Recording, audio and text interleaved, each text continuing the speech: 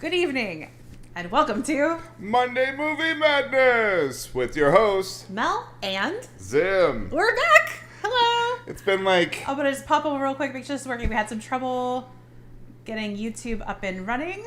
I see us moving. Woo. It looks right. Awesome. Okay. Hello, Tegwin. It's been like... So we've got 3 weeks. Our screen is set up a little differently today, so we'll see how this works.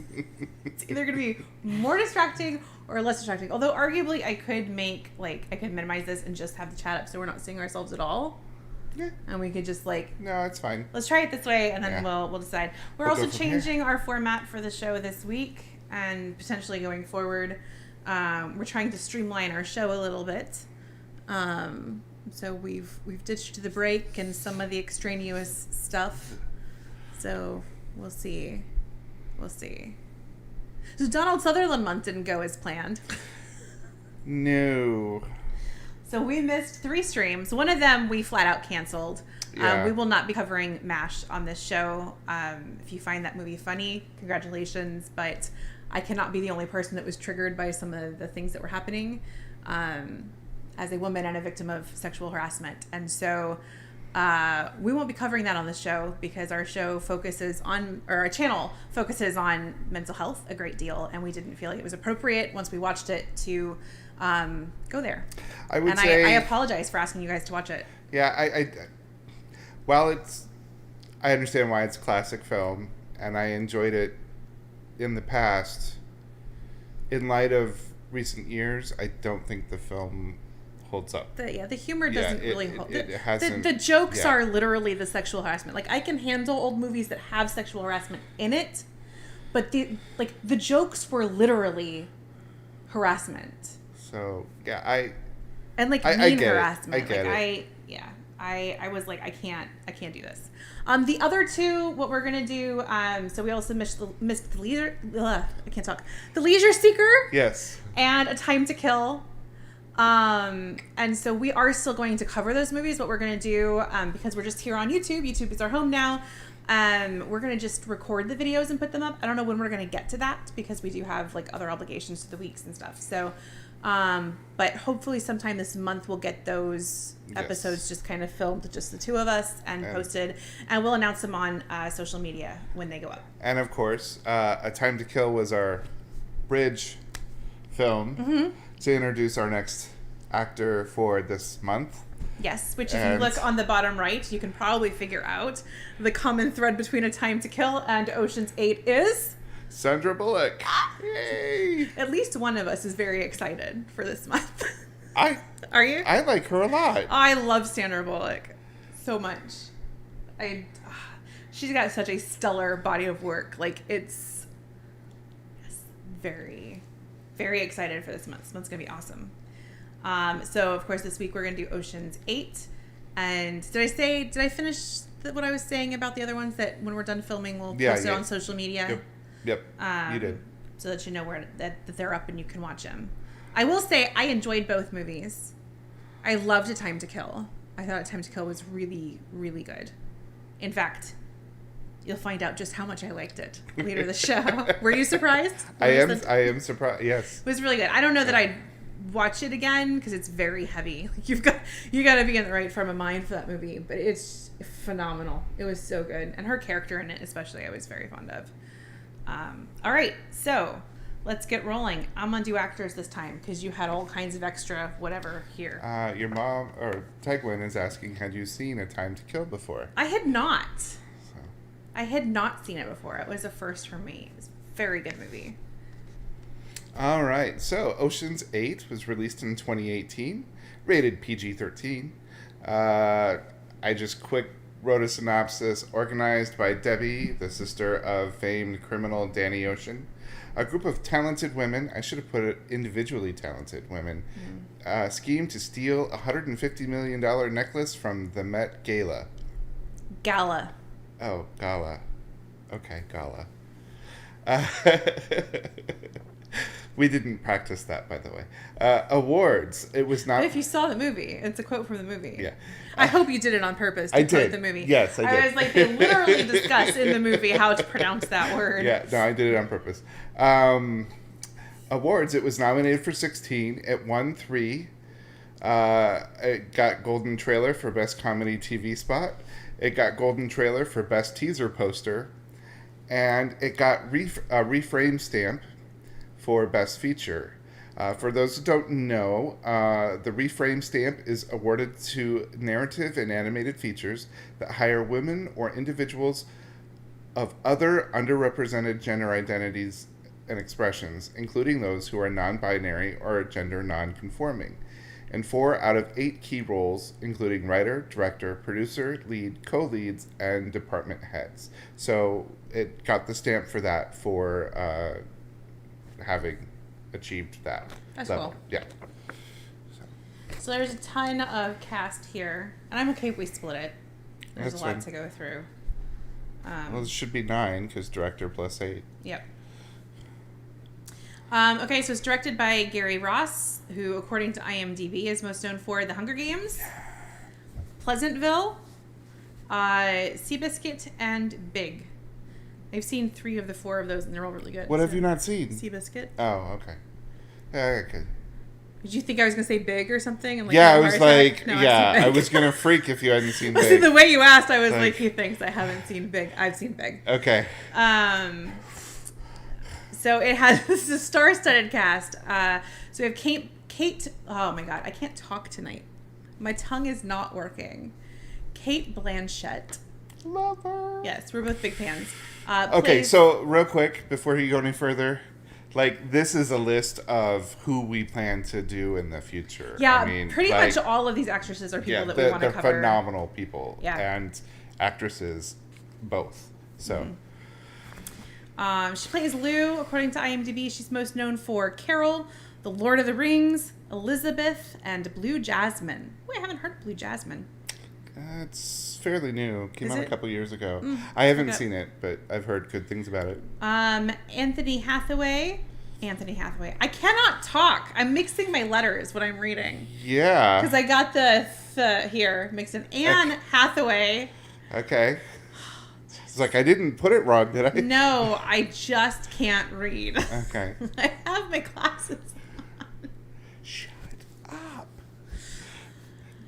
Let's try this again. Anne Hathaway plays Daphne Kluger. According to IMDb, she is best known for what? How is this the list? Yeah, I know. I know. Where's Princess Diaries? It wasn't listed. See, these 3 I get, but that one I don't get at all. Most people don't even know what that is. Yeah, this is... It's a kaiju movie she did. Okay. So, according to IMDb, not according to us, she is most known for Les Miserables, The Dark Knight Rises, Rachel Getting Married, which is very good, although a stressful and downer of a movie, So is Dark Knight Rises. and Colossal. Yeah. Rachel Getting Married, like, it's really, really good, but it's rough. Well, Colossal is weird because a kaiju monster starts attacking Japan, and she's watching TV, and she, like, stops and scratches her head, and the monster stops and scratches her head, and then she, like... Oh, I remember. and it I remember starts seeing copying previews for her, that. and they come to realize that it's her manifestation of her frustration and anger in life that's become a kaiju in Japan. It's really cool, but a lot of people haven't seen it. I remember seeing So, previews for that yeah. movie and thinking, like, that'd be a really good one because it looked like it had kind of that sense of humor that I enjoy, but because I don't do a lot of comedies, but there is a type of sense of humor that I really like. But it has the kaiju, of course, for you. So Yeah, it'd be a yeah. good one for It'd us. be a great date night movie, yeah. Well, when we get to Anne Hathaway, maybe we'll do that one. All right. Mindy Kaling plays Amita. We're both massive Mindy Kaling fans. Huge fans. It's one of those actors that I'll literally watch something just because she's in it. Really? Like, it could be an absolute shit movie and I'll still watch it. What 'cause about she's an in episode of Sunny? No. Ah! No. Almost had it. I'm not going to watch Sunny. Okay. That is not my type of sense of humor. It has its place. It's not for me. She plays Amita. We're having a hard time getting through the actors. Plays Amita. According to IMDb, she's most known for The Office, Inside Out, Late Night, and Wreck-It Ralph. Mm-hmm.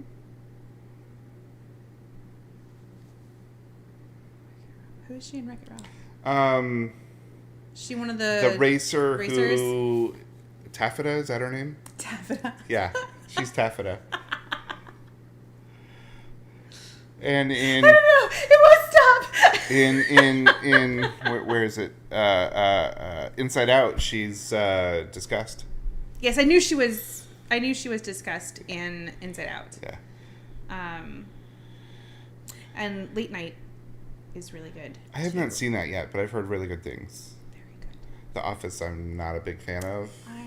It's that same. I don't mind the I don't British do version, but I sitcoms. don't like the American one that well. I mean, a The lot of American- talent is in it, but I just don't get it. All right. We're gonna go on a tangent here. Here's the thing with the American Office versus the British Office.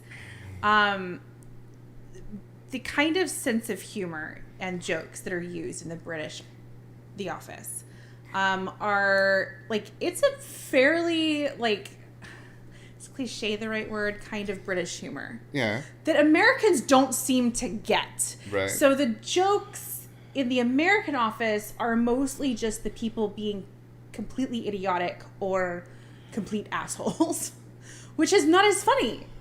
Because in The Office, it's like, they're both The Office. In the British one, strange things happen, and they're treated as if it's a legitimate thing, and they try to solve whatever the ridiculous phenomenon is in serious ways, and that's what makes it funny.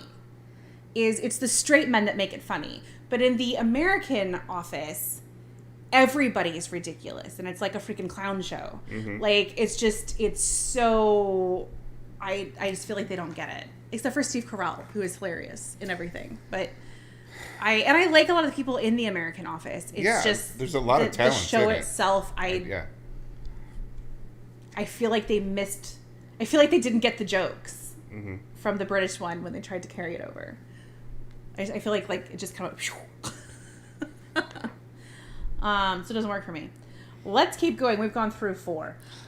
With a cast this amazing, it's not surprising. Helena Bonham Carter, also known as the woman to play the female lead in every single what's-his-face movie ever, Tim Burton movie ever.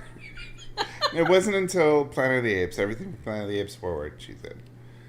I don't mind. I love her. I think she's fantastic. She plays Rose. I heard it said several different ways. I think it's supposed to be Vile. Vile, yeah. Which is funny because... she's Irish, but she has a... yeah. It's German, I think, pronunciation, right? Yeah. Well, and it's Vile, and she's not too far off of that. So, according to IMDb, she's most known for Sweeney Todd, the Demon Barber of Fleet Street, which I fully support. I don't think it's the best actress. I don't think it's the best performance from her that I've seen. No. But, because I think... when you've seen... I can't do names tonight. Mrs. Potts. Who does the voice of Mrs. Potts? Oh, you're talking about Jessica Fletcher. Yeah. Murder, She Wrote. What is her name? Why do I not know this? Oh my god. Oh, I've got Shoot me. I should know. I've got it right here. My mom's gonna message it in just a second anyway, because I'm zonked, guys. I got it right here. Her name is... Why? This is so ridiculous. I know her name, guys. I swear. Angela Lansbury. Angela Lansbury. Oh my god. As soon as you went, I was like, Angela Lansbury.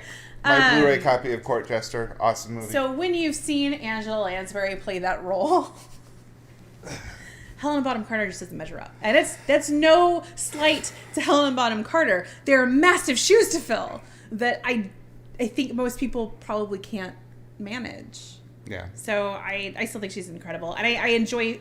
It's just the singing, really, because even the way that she plays the character and the kooky way that they did it, like, it's very... Like, she does a fine time in the role with the acting. It's just the singing wasn't up to par for me. And I am a musical snob, so I will admit to that. I am not a snob about many things, but I love my musicals.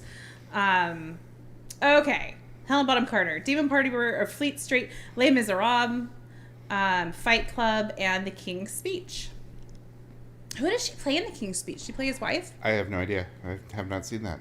That'd be really funny if she played his wife, because she's also in The Crown, playing the king's daughter. She plays Queen Elizabeth II's sister, Margaret, Princess Margaret. Is that her name?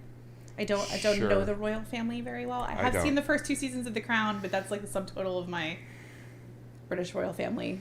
And you've got more on me, because that's a family I really don't care about. No interest.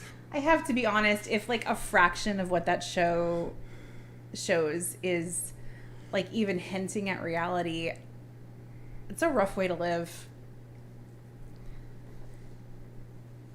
Anyway, it's a different culture, and I don't judge. So yeah, King's Speech. I definitely want to see King's Speech, because I haven't yet. Yeah. I've seen one scene from The King's Speech, which is the speech. But it's definitely a movie I want to do. Rihanna plays Nineball.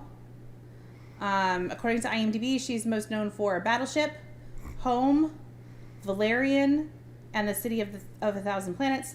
And This Is the End. Is Valerian that one that you keep trying to get me to watch? Yes.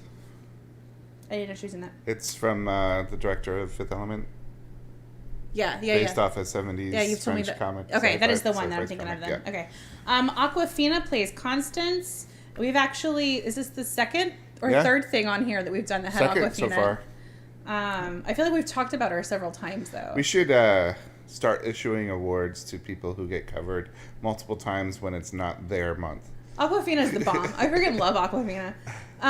According to IMDb, she's most known for Ocean's 8, Crazy Rich Asians, The Farewell, and The Little Mermaid. I can't talk. The Mermaid. The Little Mermaid. What is wrong with my mouth tonight? The Little Mermaid, which is not even out yet. So why they didn't list one of the numerous roles that's already out is beyond me. Yeah. Hi. I don't get why that's what's listed. She's playing Scuttle, the voice of Scuttle. She's doing the voice of Scuttle. Yeah. She's going to be great as Scuttle. Yeah, but still, like... Yeah, she was in Paradise Hills, which is a movie that we covered on this show. That video, I believe, is on YouTube. I think that's one of the ones that I did actually remember to record back when we were on Twitch. It's like I'd forget to hit the record button. And of course she's the dragon in... Yeah, in Raya. Raya, yes, thank you. Great movie. And she has a sitcom, I think it's on HBO Max right now. It's out right now, It's out right, just came out here the last few months that I have on my list. I haven't gotten around to it yet because I'm watching so much stuff, but yeah. I just keep rewatching the same things. Which interesting, it's relevant to our channel. I saw a thing today, and I have not looked it up to see the validity of it in terms of like diagnostic thing, but apparently it's actually really common for neurodivergent people to rewatch the same things over and over and over and over and over again. It's not about being obsessive compulsive. It's actually because I do it too. There's 2 reasons. One is it's a thing of like control and predictability. Okay. So when the world is very unpredictable, it's a difficult thing to kind of process when you're neurodivergent in lots of different ways. For me, it's a control thing, because having things that I don't know are going to happen are one of the things that like really triggers me. So having that level of predictability, because you know what's going to happen, is why.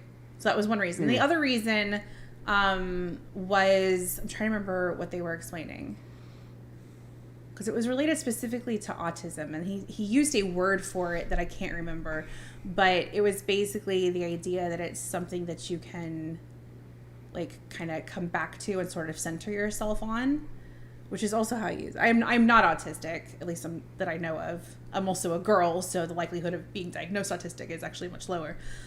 Did you know that, actually? No. That women are very commonly misdiagnosed. Okay. very commonly diagnosed with other things. I don't think that I am. But, maybe that's why I've been watching them so much lately. watching what? Days ago that claimed that horror movies relieve stress during difficult times.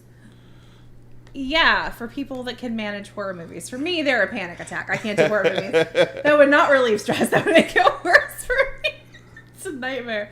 But yeah, maybe for you. Yeah, I mean, really since the pandemic, it's been either horror movies or slice and dice samurai movies. So either way, it's graphic violence. I wish I could remember Westerns have been starting to sneak in there a little bit. So I wish I could remember the other thing. Like I remember there were two things, but the one that has stuck with me was the one that applies to me. Where, and it's funny because Paul, who does the game show with me, he and I were talking about it one day, and I was like, I will get completely paralyzed by having to make a choice, especially when my anxiety level is very, very high.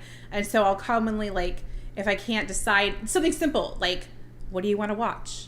Is really, really difficult for me. That's always difficult for you. It is, right? It's really, really hard. You add the anxiety to that, and it becomes this, like, paralyzing pressure. And that's the reason why I so commonly end up watching Hunger Games. Well, because I'll put Hunger Games on to distract me so I can decide what I want to watch. Well, and I always know there's always one answer that's pretty assured if I'm involved.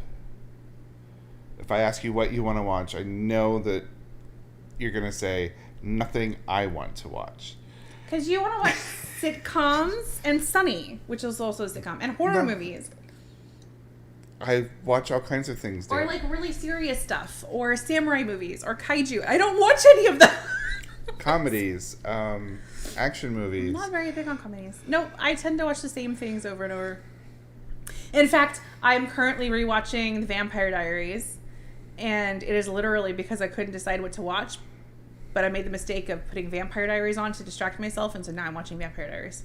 I haven't watched that one like in a year, though. This morning, I thought I won't watch the whole thing because there's 8 seasons of it, and I tap out usually around season 5. I went on to put Hulu on for my morning nap and to do Sunny as usual, and they have a Halloween button, so I was like, well, let's see what's on it. So I clicked on it, and right out of the bat, the 2 Halloween episodes of Buffy. So I was like, oh, I'll do one of those. I hadn't watched those in a while. I couldn't fall asleep because it wasn't Sunny. It was driving me nuts. So why didn't you change it? I don't know. Anyway, so there's now a reason for why I'm constantly watching Hunger Games on repeat. And it's literally because I can't decide what to watch, and so I'll put it on so that I can decide what to watch. And I will, through the course of watching the movie, figure out whatever else I'm going to watch. And then the movie will end and I'll watch whatever else. But, like, that's how I ended up watching whatever. I don't even remember what I watched, like, a week or 2 ago. Was because I watched The Hunger Games. That's how I figured out what I was going to watch, was by watching Hunger Games. It's the weirdest thing. I have to watch a movie to figure out what movie to watch. All right. Sarah Paulson plays Tammy. According to IMDb, she is most known for 12 Years a Slave, Run, American Horror Story, and Glass. And then, of course, this month's actor, Sandra Bullock. Texas represent. Is most known for Miss Congeniality, The Proposal, Gravity, and Speed. Wow, that sounds a lot like my... I was shocked The Blind Side was not one of them, because that's her Oscar-winning performance. So, of course, we are doing a month of Sandra Bullock and are also not watching The Blind Side. So, go figure. Yeah, it's true. We wanted to get a good, like, a mix, because she has a nice mix of stuff that she's done. Mm-hmm. So we wanted to get... And finally get some rom-coms on the show. Yeah, we haven't done a single rom-com, have we? And I love rom-coms. So the fact that we have not done one yet is truly tragic.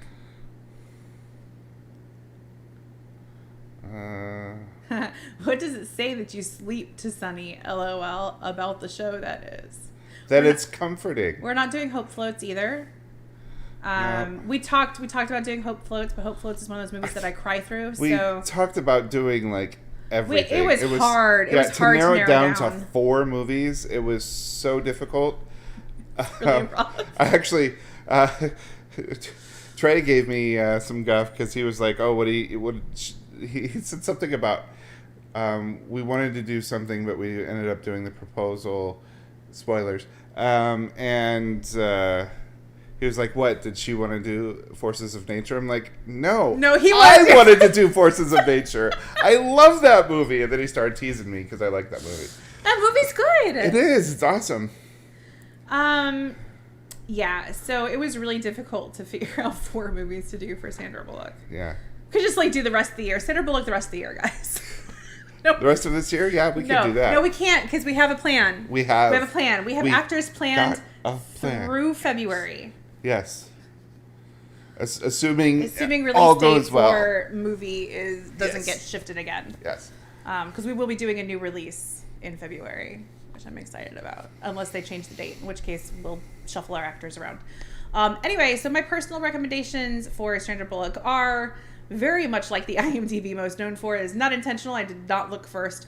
But I would highly recommend Gravity, Miss Congeniality, Divine Secrets of the Ya-Ya Sisterhood, Speed, and A Time to Kill, because that movie was a bomb. It was amazing.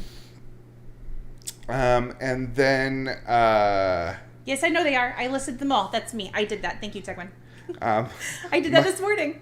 My recommendations are Miss Congeniality, Speed, Forces of Nature, A Time to Kill, and Demolition Man. Oh yeah, I went there. Yeah, so I tried to come up with, did you do it too? So the ones that we're not going to cover?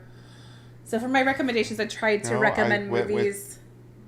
I tried to recommend movies that we're not going to cover, because I also recommend the movies we're going to be covering, because they're amazing. And so I just wanted to throw some extra ones out there that pretty much you've probably seen. Because they're the really famous ones. Miss Congeniality and Speed. Yeah. Like, everybody's like, you're going to do Miss Congeniality and Speed, right? Yeah. When you're doing Sandra Bullock. Even Trey was like... And I was like, we're not. We're not going to do Miss Congeniality and Speed because everybody has seen it. Everybody has seen them. Mm-hmm. Like 100,000 times. Like they are so well known that I don't see the point. Like it's been done. It's been covered ad nauseum. We don't need to contribute to that conversation anymore. Tegwin agrees with Demolition Man. It's a great movie. I tried to put it on the list. We decided to wait for if we ever get to Stallone or Snipes. Yeah, I feel like it's a better fit for them. Okay.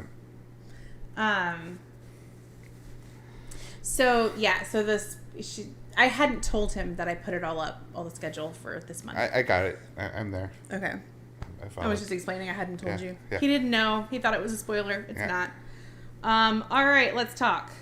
Lou. Oh, wait, hold on. I'm sorry. Yeah, I was going to let you do the other notable actors. Other notable actors or people.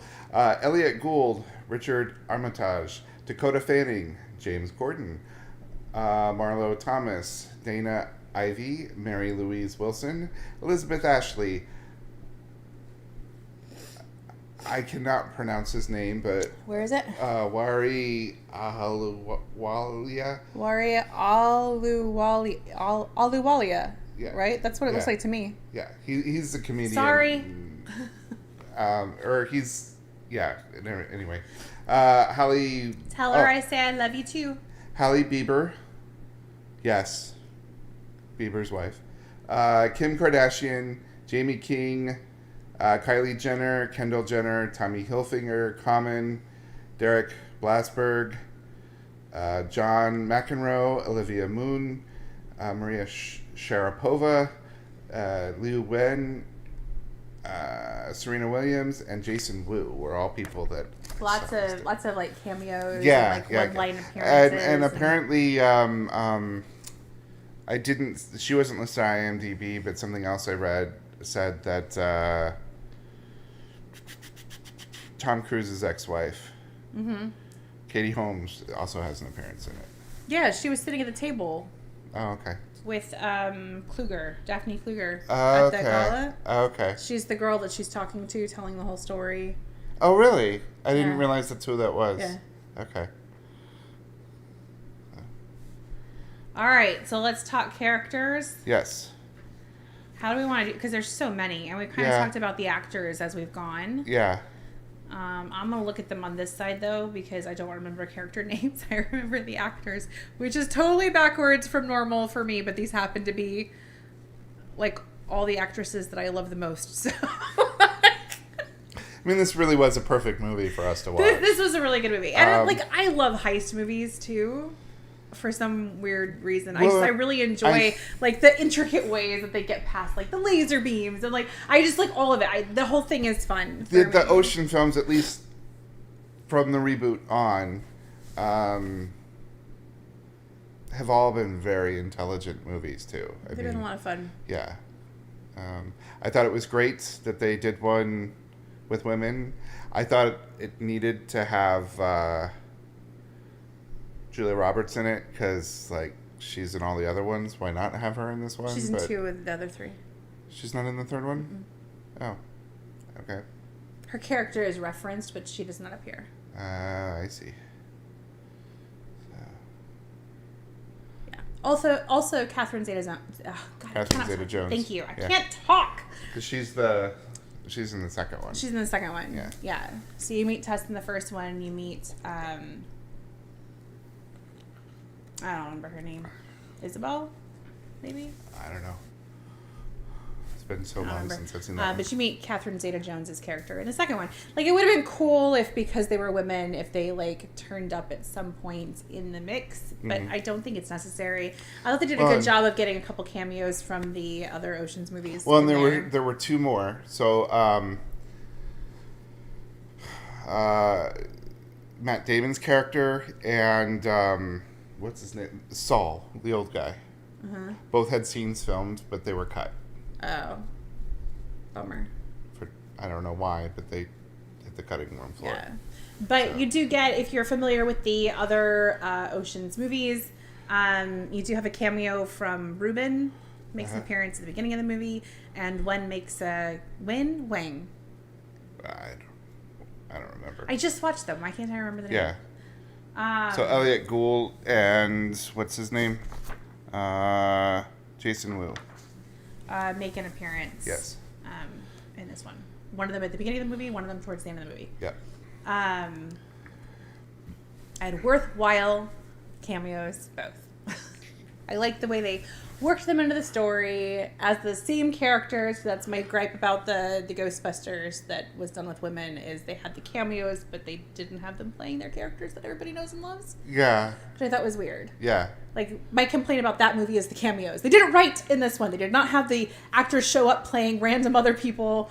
It was the same thing. Same guys. So, yeah. I have no complaints about this movie at all. I have one. Do you? Get your complaints out of the way now so that we can... So, the 3D printer is an actual 3D printer, but you can't use a 3D printer to print in zirconium. It doesn't work that way. No, of course not. They have some fancy high-tech thing that doesn't exist. Yeah. It's a heist No, that movie. particular printer that they use in the movie is a real 3D printer. No, but they've got some version of it that can do something else. Yeah. No, of course it can't. But it still is fun. Yeah, it's still fun.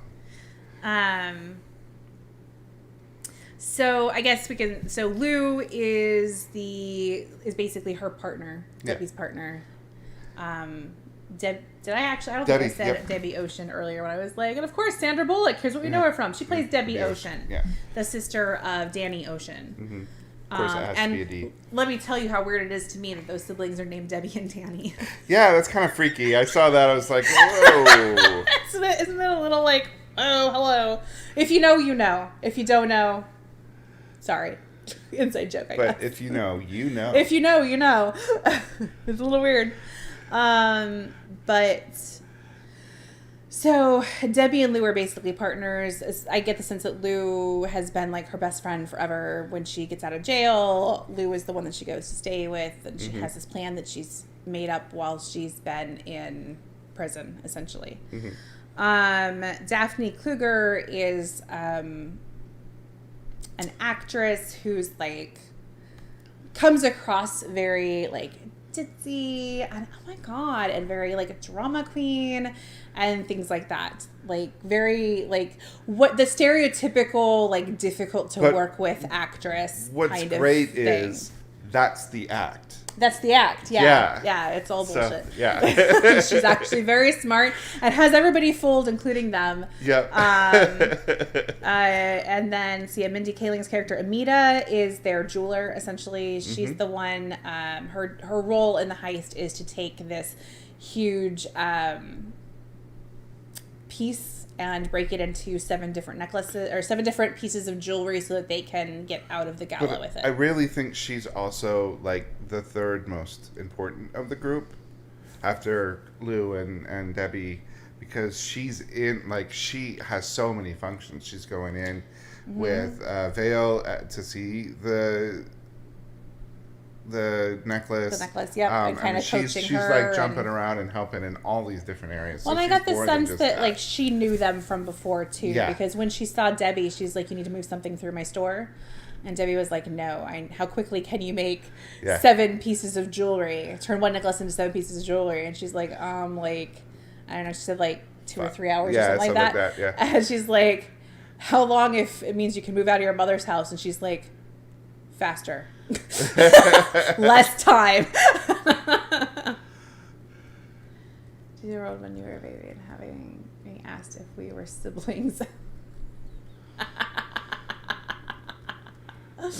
Yeah, it'd be weird. My brother and I have been asked how long we've been dating before, and we were like, no. And also, never. No, this is not Alabama. Sorry. No offense. Whoa! It's just a joke. I'm joking. I'm so sorry. No offense intended. I live in Texas. There's hate among the southern states. It's bred in. No, I mean, I have... We just lost all our viewership in Alabama. Moving on. I mean, I'm thoroughly against inbreeding as well, but... I'm really not serious. Like, that shit doesn't fly anywhere. Think before we speak. Why do something stupid like that? So, Helena Bonham Carter plays Rose Vile, who is the woman who's going to design Daphne Kluger's dress for the gala, and is insisting on having this very expensive necklace. Mm-hmm. And that's how they're going to get it out of the vault. The Toussaint. There we go. Yeah. Well done. I was like, I can't remember what it's called. It has a name. It's a $150 million necklace that's been living in the Cartier vault. Jesus, I cannot talk tonight. In the Cartier vault for 50 years. Yeah. And so this is how they're basically manipulating the situation to get it out and into play. And yes, when she goes to see the necklace and to convince them to do it, Mindy Kaling's character goes with her. Mm-hmm. And so, yeah, she does. She's got a pretty big like role through all of it. Yeah. I mean, they're all important, but like, she seems to be like, you got the first tier of Lou and Debbie, and then her, and then everybody else. Well, I feel like it's her and Nine Ball, because Nine Ball's the next one. Because Nine Ball is the way they're able to do everything. Mm-hmm. Nine Ball is a hacker who's pulling stuff off that I'm pretty sure is not actually possible. But, like, I don't know. I'm not well versed in the world of hacking. I barely can function social media. So, but she's the one that's like, she's the eyes and ears literally everywhere. She's creating all of the tech. And so I feel like she's very, like, even though she's not like on scene a lot of different places, she's involved in every step of the process. Hands on. Feel free to jump in anytime here. Constance is their, what do they call it? She's a pickpocket, but she's also sleight of hand. But there's a word that it's the pull or grab or something like that.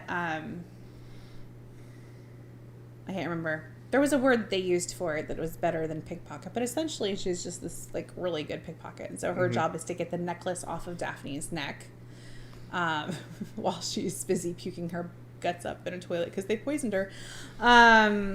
Which is very funny. I love that when she finds out that's what's going on, they're like, thanks for that, by the way. And she's like, you're welcome. Like, she's totally cool with it now that she knows what's going on. I love that. See, Tammy was the she's the fence. She's the fence, yeah. I love the scene in the garage where Debbie's like, how do you explain this to your husband? And she goes, eBay. What's funny is right around the same time as this movie was out, she also was in the People vs. O.J. Simpson, the miniseries with Cuba Gooding Jr. as O.J. Simpson. She played Marsha Clark, the prosecutor, in that. So. Interesting. Yeah. eBay. It's all about eBay. And of course, Debbie Ocean is the mastermind. There, yes. We've covered each of their jobs, and that took like 20 minutes. It took Debbie Ocean 5 years to go through this entire plan. Yeah, they were like, how long have you been planning this? She's like 5 years, 8 months, and 20-something days, I think is what it was. Give or take. Give or take. Like, she knew exactly how long. And I liked the story of, like, she there were too many distractions because it's 5 women in one cell, and so she had herself thrown in solitary for a couple years so she could figure it out. It's like, oh my God. It's a woman with a mission. Yes. All right, so favorite moments from the movie. Favorite characters or whatever. What are some of your thoughts on this movie in broader terms?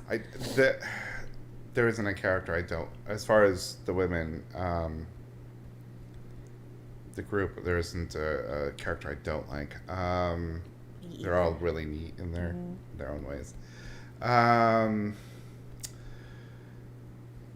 I am not a huge Corden fan, but when he shows up and is just digging this case, like, this is like the greatest case he's ever gotten to be Corden? on. Corden, yeah. James Corden? Yeah.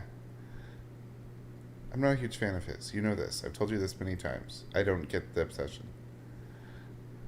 He's not funny. He's very funny. I don't think he's funny.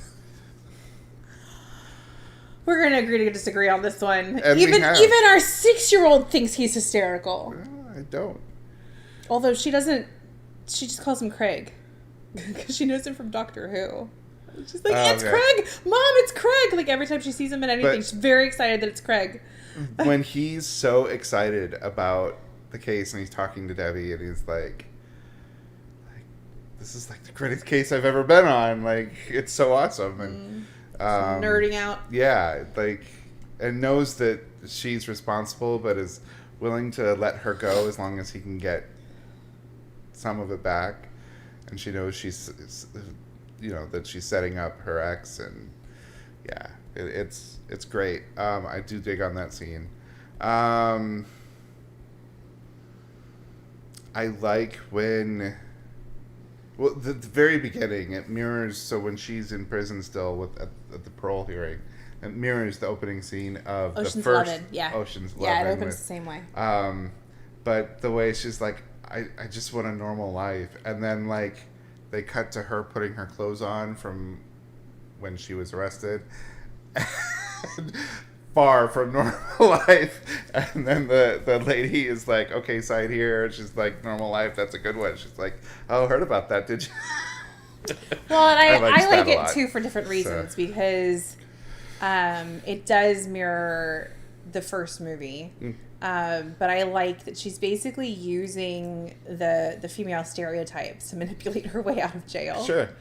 Because she's like, I'm sorry, I'm really, I swore I wouldn't get emotional. Yeah. Like, I can't control my emotions because I'm a woman, and I just want a normal life, and I was a victim, and really I fell for the wrong guy, and that's why I'm in jail. Yeah, and like totally it plays just on was it. totally a play on every stereotype, because the panel's gonna fall for that shit, because that's what they think every woman is, because the panel was men. It's funny, and I think they all kind of do that to some extent throughout the movie. Is they know that men can see that as a weakness in women, so they exploit that weakness because they are not weak. Mm-hmm. So well, and they even talk about it at one point because they're discussing like who they want to hire for different positions on the team, and Lou recommends somebody, and Debbie's like, nope, no guys. And she's like, no guys at all. She's like, nope, we need to not be seen. Guys are seen. yeah. And I just like it's such a quick little, it's like a 5-second just little exchange, and it's so true. It's so true. And then, of course, they did use a guy, but that's... As a patsy, but... No. I was talking about the acrobat at the end. Oh. Yes. But I also like that they're not seen through the whole thing, and then at the end they're all wearing, like, these gorgeous dresses and all the bling-bling, and it's like, now you can see me. Because then they're done. And because they understand, because they're women, that, you know, in the normal day-to-day, women don't get noticed the same way that men do. Mm-hmm. But then, like, if you dress a certain way, then suddenly all eyes are on you, and it's your fault that you're getting all the attention when, like, you just wanted to look pretty. Like, dude, it wasn't actually about you. You just woke up today and wanted to be cute. Yeah. And so I like that they kind of play on that as well at the end. This movie's awesome. I like this movie. And it didn't do very well. No. I'm assuming it's because it's an Ocean's movie that had attracted a primarily male audience, and then they didn't like that it was a bunch of women. Same thing as Ghostbusters. Yep, I'm assuming because it's the same thing with Ghostbusters. Exactly, it's the same kind of humor. It's the same kind of jokes. The only difference is that it's women instead of men. Rey in Star Wars being the center of the story. It's same thing. Same thing. It's ridiculous. Yes. It did. Believe it or not, gentlemen, women can kick ass too. And I was also going to say snarky tonight. Something I've always liked about these Oceans movies, and they continued it in this, is the camera work. Mm-hmm. Uses a very late 50s, early 60s style camera work. And there was one shot in particular where they're doing this like wide pan shot across the bay or the city or something, and then they kind of like zoom in, and it does this weird like shaky zoom, and that is totally from that era. And so I think they're trying to mirror the original Ocean's 11 with Frank Sinatra, but I thought that was really cool. Like in the first Ocean's 11 with Clooney and Brad Pitt are in a car, and the camera is a steady cam hooked to the back of the car but looking down on them, and so as they drive it has this weird angle. There's another shot actually in the first one as well where there's a plane kind of taking off, and the camera is stationary and just panning with the plane. And so the plane like gets closer as it goes over and then further away, and like you're looking through the fence, and it was a very like old-fashioned style camera work shot. There's lots of that throughout all four of these movies. I did want to comment on that. I think that's great that they different directors have all held to that feel. Yeah, and it keeps, because even though it's a more modern movie, I mean, this one was 2018, but even though it's a more modern movie, you still have that kind of old heist movie feel to it. Yeah. Like they did a really, they've really kind of mastered keeping it in that same, like keeping the genre feeling the same, even though the cameras are much better. I will say, however, some of those shots, though, if you're prone to motion sickness, are a little rough because now the cameras can absorb a lot more information as they're making those shots. And so while 50s camera work would not necessarily make me motion sick, it definitely does now. Because there's more information that's passing on the screen as they do it. And so you get that added realism. You don't get quite so much blur now, and it does affect my motion sickness. My only gripe in the movie, since we're talking feminism and stuff like that, my only gripe in the movie is that it was Jules. It's girls, so they must be stealing the pretties. And don't get me wrong. To sell, like they weren't stealing them for themselves. Don't get me wrong. I like pretty, sparkly, shiny things too. But it just, there's a part of me that's like, was it because they're girls? Because the other 3 movies, it was cash. It was money. Uh-huh. And they only stole the diamonds in the 3rd one because that was the deal to get the funding from the bad guy from the first 2. But it was money, stealing from casinos and the vaults at the casinos. And so I'm like, we've gone from stealing from casinos to stealing jewels. At the is it because at a fashion event, it's like at a fashion event, yeah. At the Met Gala. Yeah. So is it because they're women? Like, is that why? I don't know. I don't really know. But there's just that little voice in the back of my head that's like, it's because it's girls. They can't go for cash because they're girls. They have to go for jewels. That now they're good. It's more work. Like, why not go for the cash? They're smart in every other way. Like, I feel like if they're really going to be that smart, like, cash is easier to move than well, I think jewels. she also, it wasn't just the... Especially because, it wasn't, I don't but know I if you think know for this, Debbie, it wasn't just the money. It was the, like, no one did this in 50 years, but we did this. But it was like that for Danny as well. Like, that was always what it was like, how can we go bigger? How can we go bigger? It wasn't necessarily about the amount of money, but what they were doing, how difficult it was to get. It's about the game. It's fun. They enjoy it. But part of it for me is like, I know that really expensive gems are coded. So even if you're remaking it into another piece of jewelry, there is a code etched into that freaking diamond. So when you go to fence the thing, they're going to know that it's from that necklace, no matter how you've redone it.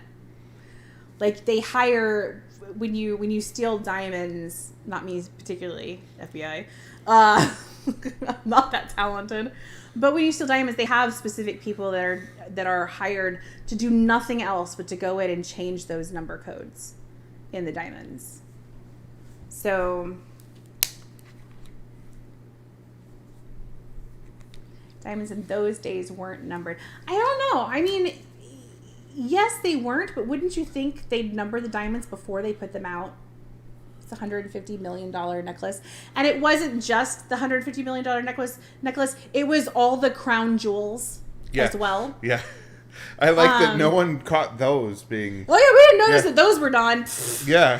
We're not checking those to make sure that they're still fine, but that $150 million necklace, boy, we're going to be on top of that.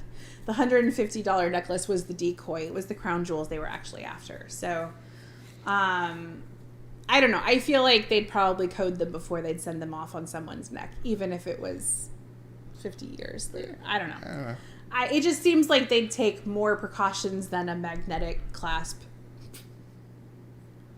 I like that magnetic clasp. And 2 male security guards that can't follow her into the bathroom.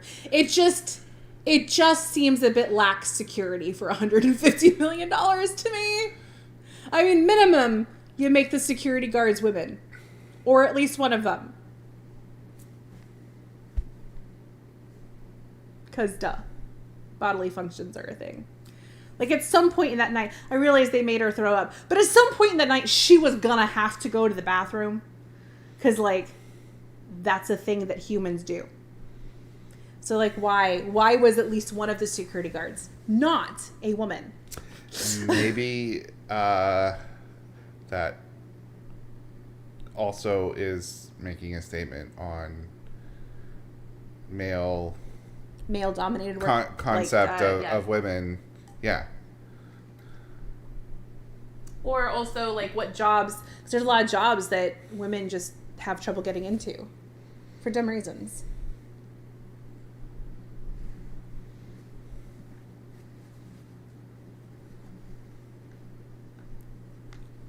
I always think about bathrooms. Always got bathrooms on the mind. All right. I don't know. I feel like if you've had this necklace locked up for 50 years because it's so priceless that you won't allow anyone to wear it, and you only agree to it through, like, extensive manipulation, because they turned them down 2 or 3 times before they agreed. So you've gone through all of that to protect this necklace, and you're not going to consider the fact that the person wearing it has to pee occasionally? Like, it just seems like that's something that would have been taken into consideration. Yeah. But also, do men think about the bathroom? I don't know. My dad talks about his bowel movements on a regular basis. So I'm pretty sure they do. At least the men in my life talk about the bathroom. This one included.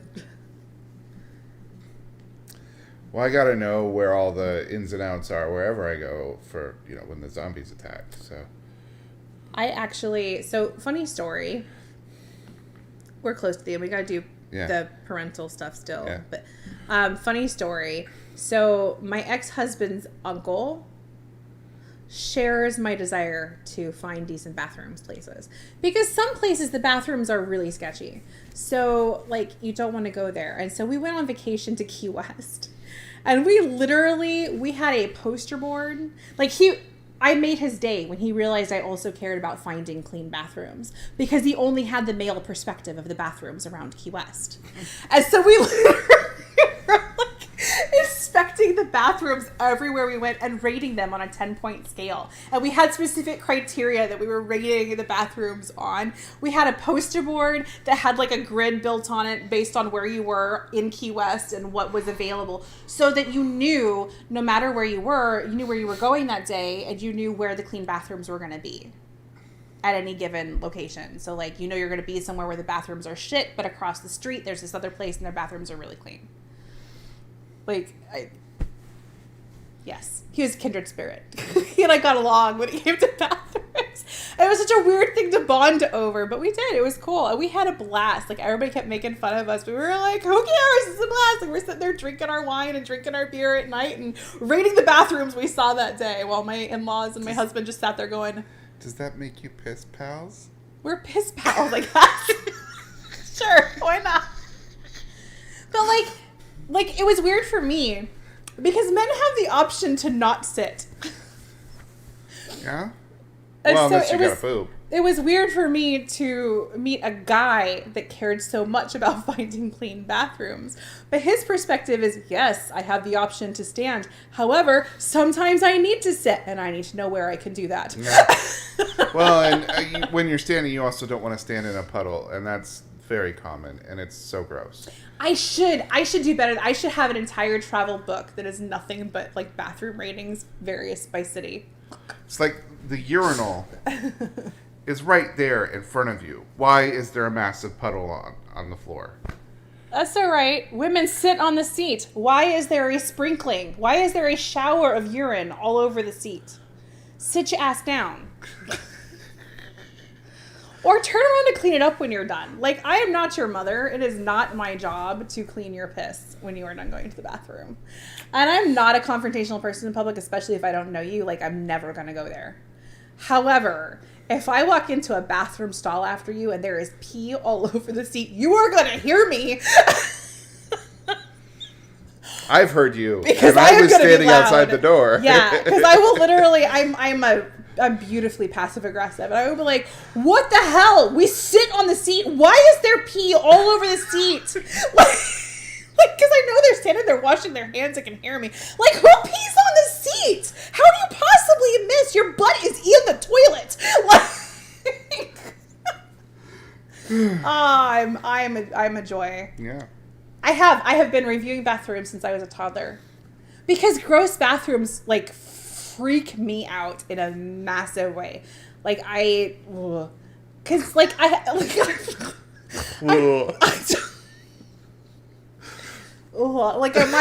throat.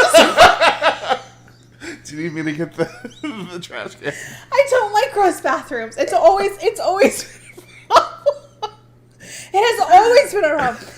I don't want to clean your pee. Clean up after yourself, okay? Like, we all have to go. The last thing I want to do when I'm about to pee my pants and I've been juggling children all day and I finally got away for 5 seconds to go and pee, I don't want to clean up after you. I just want to pee and go on, and I want to do it in a clean environment, because while I am not OCD. I do have some OCD tendencies, and they center mostly around the bathroom. I can't handle girls' bathrooms. Like it really bothers me. In case you can't tell by the fact that I keep gagging. All right. So parental guidance. Parental guidance. This movie is rated PG-13. See, we just found out we have a bathroom nightmare in common. Yes, we did. We were talking about it the other day. She said, Tegma was telling me that she had a nightmare that she walked in and all the toilets were like full to the brim with dirty toilet water. Oh, I've been there. And like overflowing, so there's nowhere to sit, but you have to go to the bathroom. But I was like, oh, I have that same nightmare all the time. And also, like, half the doors are missing, or all the doors are missing, so there's no privacy. Yes. Do you have doors? Yes, because that must be nice. We all have to sit. And so we have stalls. Yeah, there's stalls in the men's room, too. A lot of the time, there isn't doors on them. Do you just have to sit there and, like, shit with people watching you? Yeah. Yeah. It's so weird. Why do you think I don't poop in public? I'll, like, try to hold it as... It makes so much more sense now. There's no doors? In a lot of... I mean, obviously some have doors, but there are a lot that don't have doors. Is it just, like, an open toilet? Or, no, there's the walls? Stall, they just took the doors. They didn't install the doors on the stall.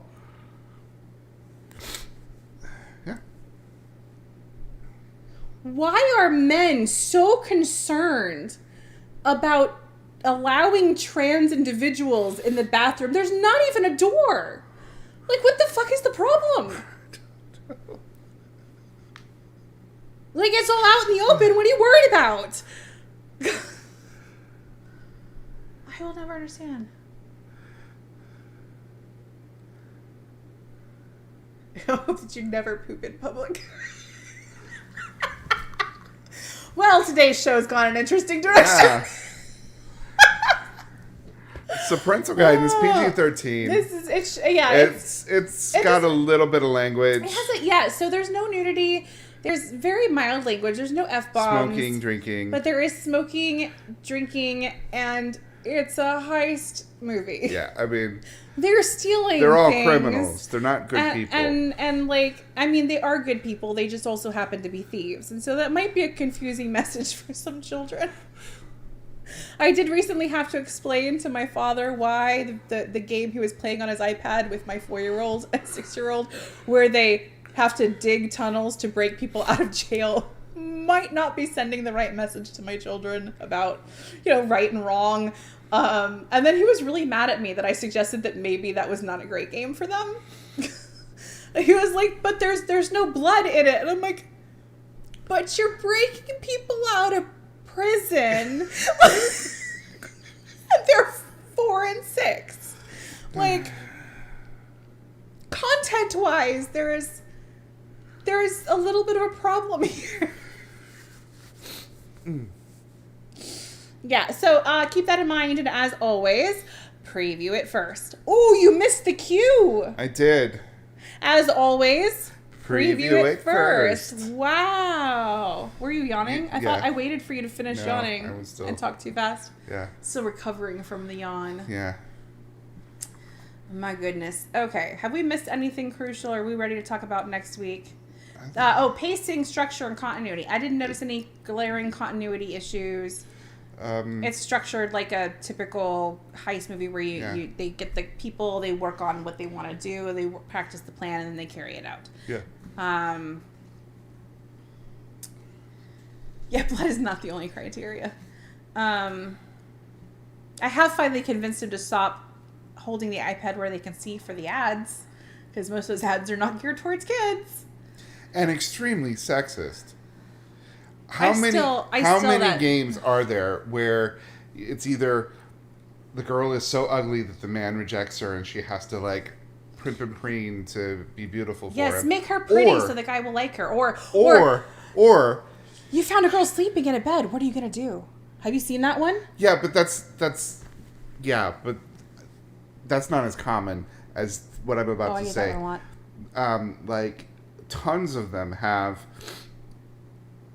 The woman is pregnant or at the altar, and the man with another hotter woman on his arm, and she's just shattered, and then ends up living in this total destitution. Oh yes, and then you have to fix up the mansion. Have to fix up the mansion Yep. for her to live in because she's so incapable of taking care of herself. And I was just like, oh my god, this is horrible. Like, what kind of I get a lot of the giving? ones that are like the episode like play through the scenario, and the one that's being advertised is that the girl is asleep. Like, your friend's sister is sleeping. What do you do? Let her sleep. And your choices are try not to wake her. Take her shirt off. Okay, so rape or rape. Got it. Those are literally the choices. And I'm like, what? And it'll show up like on kids apps. Like it's like the commercials.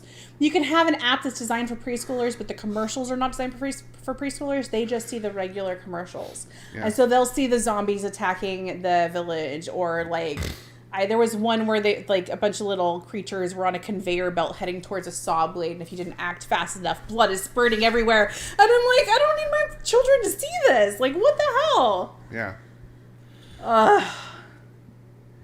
Why?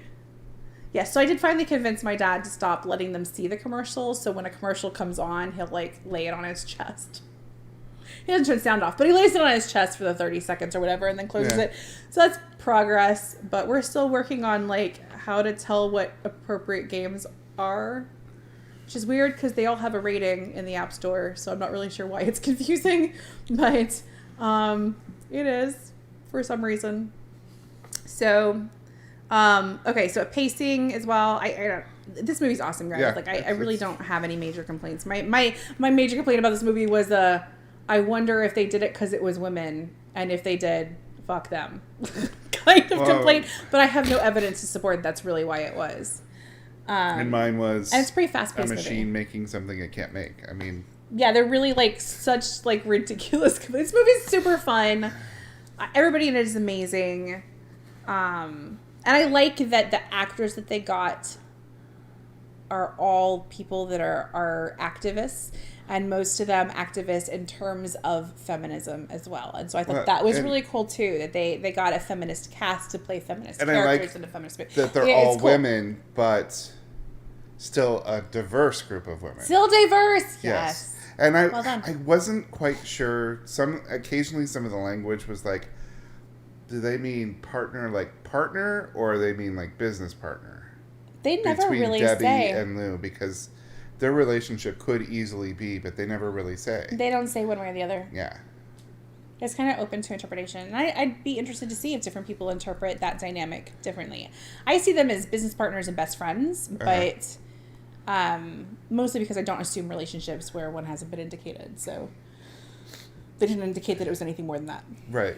And they did establish that Debbie was with some other person before she went to jail. So I think business partners in this one. But they don't actually say. Well, because at one point she's like, are you proposing? She's like, I don't have the diamonds yet. So, but they were literally stealing diamonds. Exactly. Okay. Well, I think it was a joke. But okay. I think it's open to interpretation.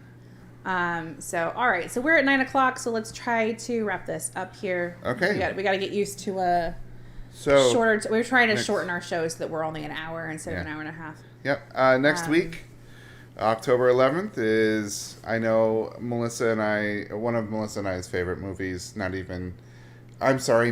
and I's.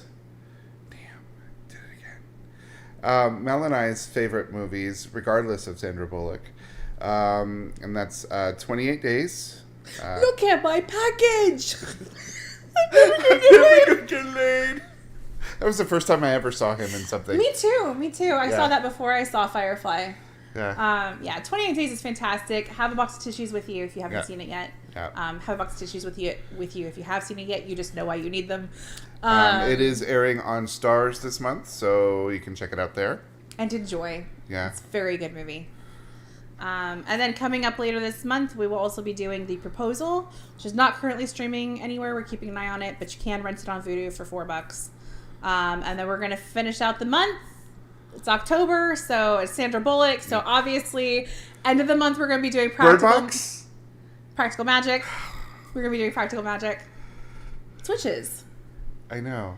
For Halloween. Right, but Bird Box is her other horror movie. Perfect. It's perfect. Uh-huh.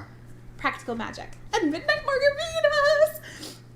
Are we doing the show at midnight with margaritas? No, I'm not up that late. Can we do margarita? No, I'm kidding. I don't drink I know margaritas. you don't drink margaritas. That's a good thing. We should do nada. Non-alcoholic margaritas. No. Oh, you still don't like that? Literally, the smell of a margarita makes me nauseous. But I thought that was because of the alcohol in it. No, I like tequila. Tequila I can still drink. Oh, okay. Gotcha. I had a very bad experience with margaritas in my early 20s, and I don't drink margaritas anymore. Okay. It's just one of those like psychosomatic reactions where like the brain just sort of remembers what it was like, and so you smell it or you taste it and like you're instantly back there. Yeah, so but we got some good stuff coming up this month. All Sandra Bullock, which is very exciting. In addition to the 3 additional movies that we're doing this month, I definitely recommend you check out any of the other ones that we recommended. We'll tell you again next week what those are. We'll repeat them every week going forward. In case you're looking for some extra Sandra Bullock stuff to watch. I'm going to take a shot at Bird Box. I'd never seen it. And I haven't seen it yet either. I need to know if it's Mel approved before I watch it because there are children in it. Yeah, I'm not sure exactly what it is. I'm assuming it's A Quiet Place, but vision instead of hearing. Well, it predates A Quiet Place. Huh? Yeah, I know. But I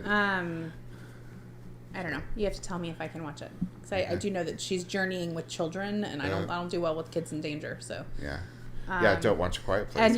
And yet somehow I do just fine with Stranger Things. So someone explain that one to me. They're older children though. They're more like the Goonies. Like I think that's what it is. It feels more Goonies. It's like the Goonies, but now like or Monster Squad scary. or that 80s. It takes place in the 80s, so it does grasp that 80s feel of cinema where the kids, E.T., kids Goonies, are not treated like they're fragile. Kids are capable and resilient.